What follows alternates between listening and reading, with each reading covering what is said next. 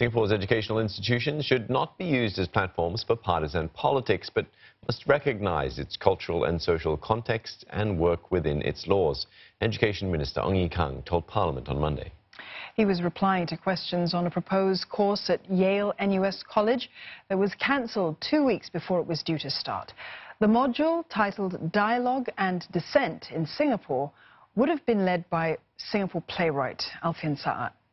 Mr. Alfian submitted his first plan in May when YNC called for proposals for its Learning Across Boundaries program, a compulsory credit-bearing program for first-year students.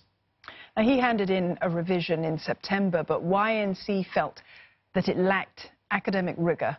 A workshop on protest placards and a visit to the Speaker's Corner, well, they would have also put students at risk of breaking the law. YNC continued to engage Mr. Alfian Sa'at to register their concerns and work with him to revise and refine the project itinerary. Eventually, YNC concluded that there wasn't sufficient time to revise the project before the start of Week 7 LAB program. It therefore decided to withdraw the project and inform affected students on 13 September 2019. YNC then informed MOEs of its decision, as it expected some public reactions. An independent investigation by Yale University echoed what Mr. Ong had outlined. And Mr. Ong said that Mr. Alfian's module included talks by personalities like activist Jolovan Wham, who was convicted of public order-related offences, and historian PJ Tham, who publicly suggested that Singaporeans celebrate Malaysia's Independence Day, and films on foreign dissidents like Hong Kong's Joshua Wong. Mr. Ong said Mr. Alfian's public writings, like his poem, Singapore, You Are Not My Country, show his attitude towards Singapore. These individuals responsible for the program are entitled to their views and feelings about Singapore. They can write about them, even vent them on social media. In that process, even have a following. But we have to decide whether we allow such forms of political resistance free rein in our educational institutions, and even taught as compulsory credit-bearing courses or programs. Mr. Ong said that after considering the elements and personalities involved, ordinary Singaporeans exercising common sense would conclude that the project was filled with motives and objectives other than learning. MOE, therefore, cannot allow such activity in its schools or institutions of higher learning. MOE values academic freedom, as do our AUs. With academic freedom, our universities can create new knowledge, innovate, contribute to scientific, technological, economic and social progress. Our AUs have always been places where different ideas are explored and debated and public discourse carried out vigorously and also rigorously. That is why a liberal arts school like YNC will have a place in Singapore's education landscape. In fact, in all our AUs, there is an increasing focus on interdisciplinary learning and development of critical thinking skills in our students. But thinking critically is quite different from unthinkingly critical. Mr. Ong said political dissent is a legitimate topic to be studied, and students read classic works by Karl Marx and Mao Zedong.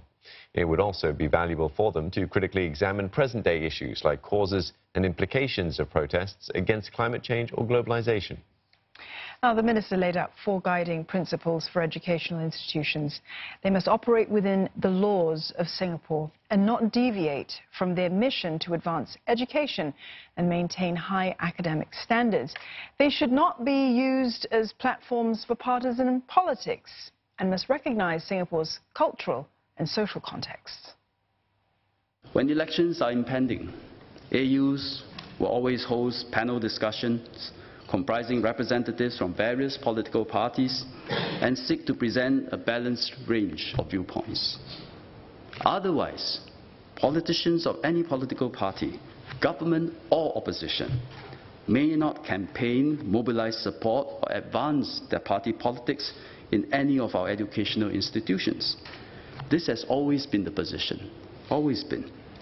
And when political office holders attend events, give speeches or conduct dialogues with students, they will do so only for the purpose of discussing national policies, not to mobilize partisan political support. Academic freedom cannot be carte blanche for anyone to misuse an academic institution for political advocacy, for this would undermine the institution's academic standards and public standing. Mr. Ong said, in an increasingly globalized world, people must not impose one country's values and culture on others, or import them without thinking about the consequences. Instead, countries must work together while understanding and respecting each other's or each one another's contexts and norms. Now, Mr. Ong said that encouraging critical thinking among students is important, but it must be done within the Education Ministry's guidelines.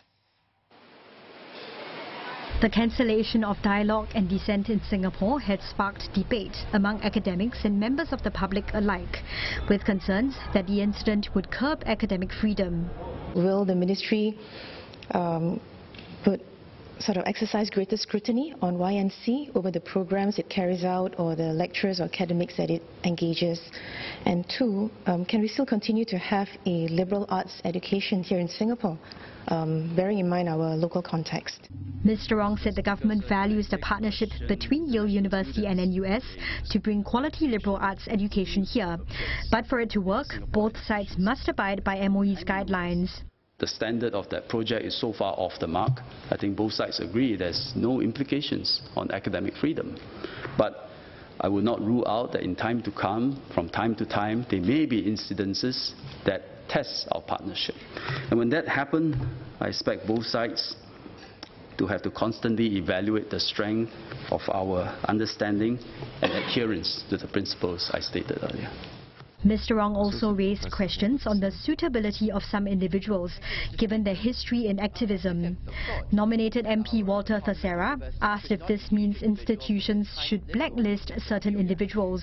This is concerning because it raises the risk that universities will overreact and put people on such a list when they should not be. Does a person who is an activist therefore not suitable to teach? I think no. In fact, it's the reverse. To realize the impact of research and your work, faculty are encouraged to be active.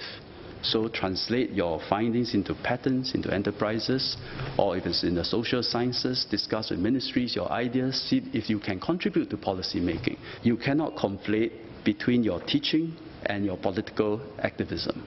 You can't conflate them within a classroom. You have to keep them separate.